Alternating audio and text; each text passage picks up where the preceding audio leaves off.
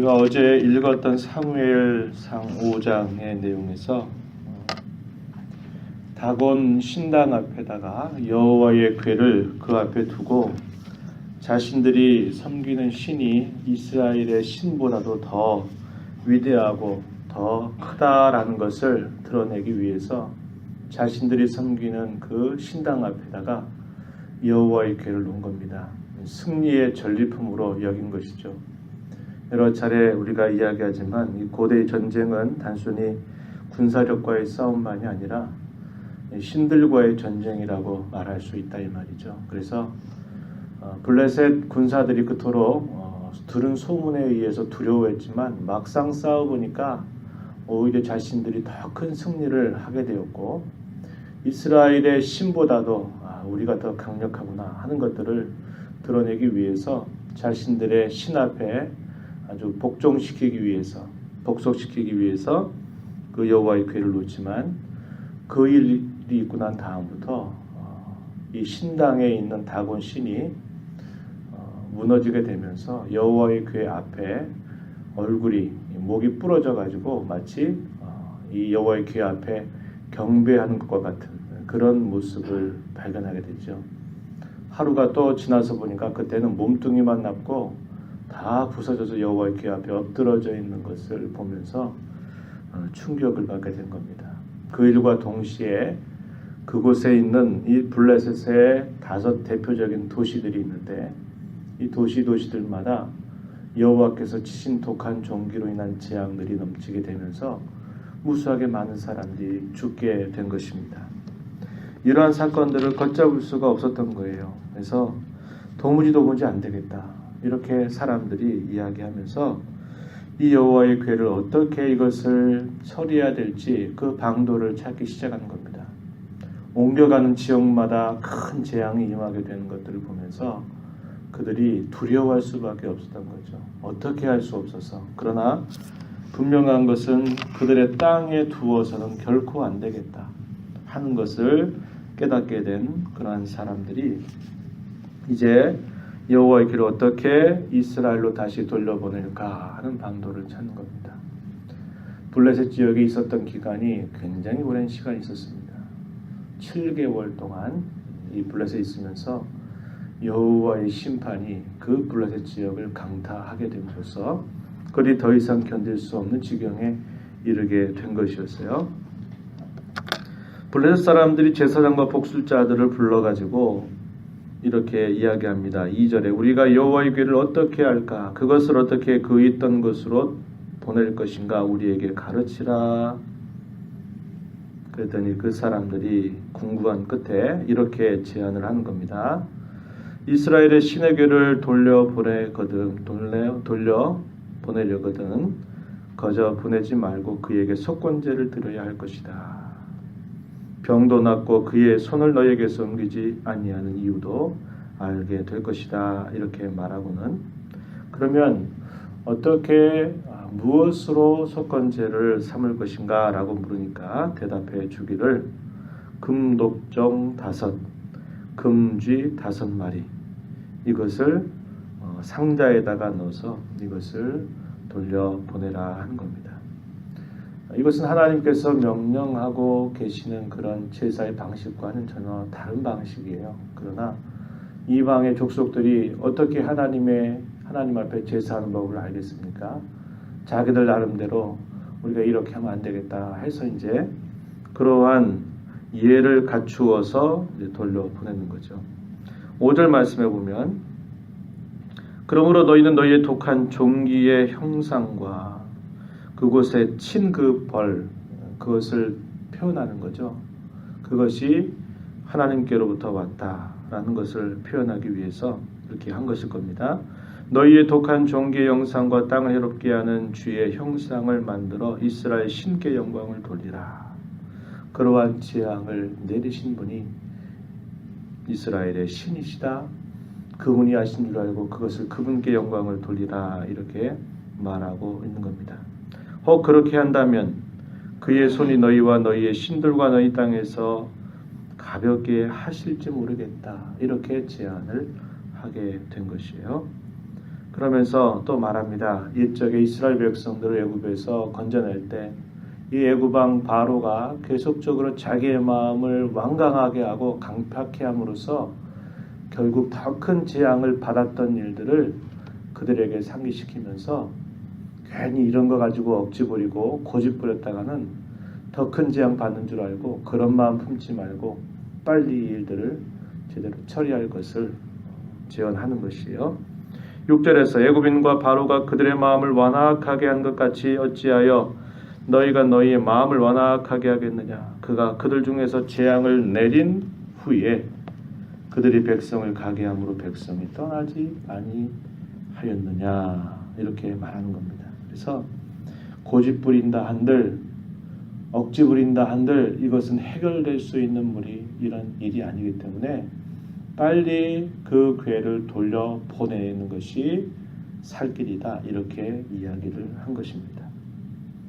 자신들의 신이 그렇게 강함을 자랑하기 위해서 여호와의 괴를 업신여겼던 이 블레셋의 방백들, 블레셋 사람들은 여호와 하나님의 두려움을 알게 된 것입니다.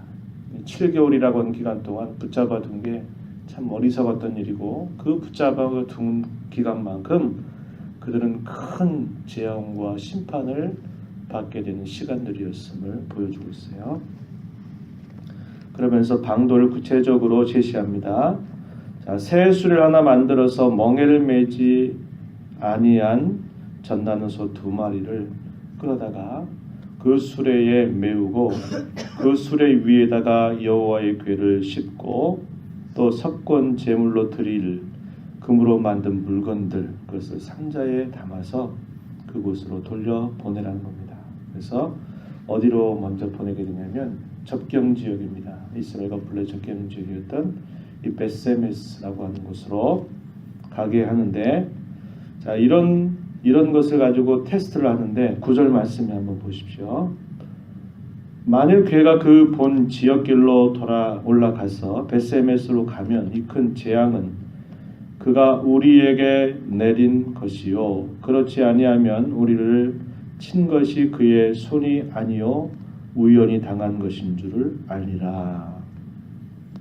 자, 판가름을 내려고 하는 건데 만약에 멍에를 한 번도 매지 못한 이 소 2마리가 그 지역으로 치우치지 않고 그 지역으로 잘 당도하게 되면 그것은 무엇으로 알자 그랬습니까? 이 큰 재앙은 그가 우리에게 내렸다. 여호와께서 우리에게 내린 것인 줄을 알자. 그러나 베세메스로 가지 않고 한 번도 멍에를 안 매봤으니까 어디로 갈지 몰라서 이것이 혹 다른 데로 향하게 된다면 그것은 우연히 있는 일로 우리가 여기자 이렇게 이야기했습니다. 하나님께서 어느 쪽으로 그것을 하셨을까요? 마침내 이 여호와의 궤를 맨 이 소가 베세메스로 향해서 가는데 좌로 우로로 치우치지 않고 오직 그곳으로 직접 향하게 되었습니다.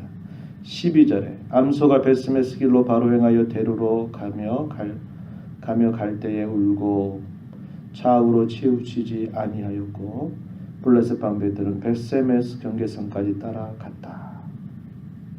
그러면서 그들이 안도하고 이제 됐다. 돌아간 겁니다. 결과는 뭐였습니까? 우연히 있었던 일이 아니라 무슨 일이죠? 여호와 하나님께서 자기들의 신과 자기들을 심판하시고 재앙을 내리셨다라는 것을 분명하게 보여주었던 겁니다. 그래서 여호와의 언약궤가 결국 다시 이스라엘의 진영으로 이렇게 돌아오게 되는 것입니다. 돌아와서 이 베세메스로 이렇게 있는데 이 베세메스 사람들이 도대체 이 여호와의 궤가 어떠한지를 들여다본 겁니다.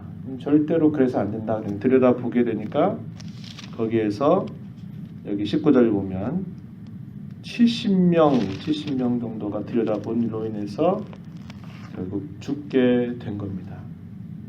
그러면서 그들이 하는 말 20절에 보세요. 이 거룩하신 하나님 여호와 앞에 누가 능히 서리요? 그를 우리에게서 누구에게로 올라가시게 할까?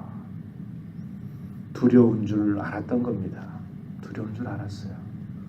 옛적부터 그들이 그런 줄 알았다면 얼마나 좋았겠습니까?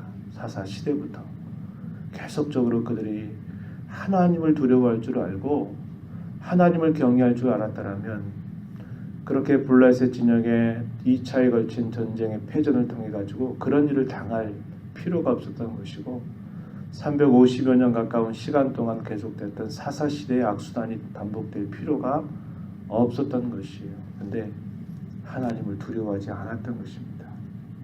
그 일을 하나님이 이 사건을 통해서 보여주게 돼요. 그래서 이 베세메스에서 이 여호와의 귀가 어디로 가냐면 기럇 여아림이라고 하는 곳으로 가서 거기서 20년 동안을 그곳에 여호와의 언약궤가 있게 됩니다. 그러한 내용들이 오늘 본문에 표현되고 있는 것이죠. 이스라엘 백성이 패했다고 해서 하나님이 패한 것은 결코 아님을 알아야 됩니다. 그것을 분명하게 보여주고 있는 거죠. 저와 여러분이 때때로 원수 마귀에 의해서 이렇게 괴롭힘을 당하고 힘든 한다 그래서 하나님이 연약하고 하나님이 약한 것을 나타나지 않습니다. 문제는 하나님과 우리 사이의 관계 문제라는 것을 우리가 늘 기억하는 자세가 필요하고 늘 우리가 이 말씀을 통해 살펴보지만 그저 형식적인 그런 관계, 고착화된 그런 관계가 아니라 늘 하나님과 함께 숨쉬고 동행하고 그분의 뜻과 마음을 알아들이고 그분의 마음을 살피는 인격적인 신앙생활을 우리가 회복해야 되겠다 하는 것을 다시 한번 생각하게 되고요. 더 큰 그런 재앙을 피할 수 있는 길이 무엇이라고 했습니까? 자신들의 마음을 고집부리고 완악하게 하는 것이 아니라 빨리 돌이키고 빨리 조치하는 것입니다. 우리 삶 속에서도 마찬가지일 거예요. 우리가 하나님의 말씀을 들을 때 또 상황 속에 하나님 우리를 깨닫게 하실 때 그저 우리의 마음을 완강하게 해서 고집부리는 것이 아무런 도움이 되지 않습니다. 우리가 하나님 앞에 잘못이 발견된 때마다 그때마다 하나님 불쌍히 여겨달라고 용서해달라고 고쳐달라고 새롭게 해달라고 기도하면서 하나님 앞에 서는 것이 올바른 신앙의 걸음임을 잘 배운 자로 살아가는 이 하루 이 한 주간이 되기를 바랍니다. 하나님 아버지 감사합니다. 이 새벽 시간에도 저희들을 일깨워 주셔서 주 앞에 불러주시고 교회를 이루어서 또 하나님의 말씀을 저희가 함께 읽고 그 말씀을 통해서 하나님이 누구이신 줄 알고 하나님 앞에 저희가 어떻게 하나님을 섬겨야 될지를 교훈해 주심을 감사드리옵나이다. 특별히 아버지 하나님 늘 저희들의 마음이 죄로 인하여서 저희들의 마음이 굳어지지 않도록 늘 저희들의 마음을 주께서 붙잡아 주시옵고 저희들의 상황과 형편과 말씀과 또 저희들의 양심을 통해서 끊임없이 저희들을 일깨워 주실 때마다 겸손한 마음과 또 주님 앞에 가난한 심령으로 늘 주님을 찾고 의지하며 살아가는 저희들의 삶이 되도록 인도하여 주시옵고 형식적인 신앙에 그러한 젖어 있지 않게 하시고 늘 하나님과 동행하는 삶을 살아가는 저희 모두가 되게 하여 주옵소서. 은혜의 보호자 앞에 나와 간구하는 모든 심령들을 용납하시고 그 신은혜를 더하여 주옵소서. 예수님의 귀하신 이름으로 기도하옵나이다. 아멘.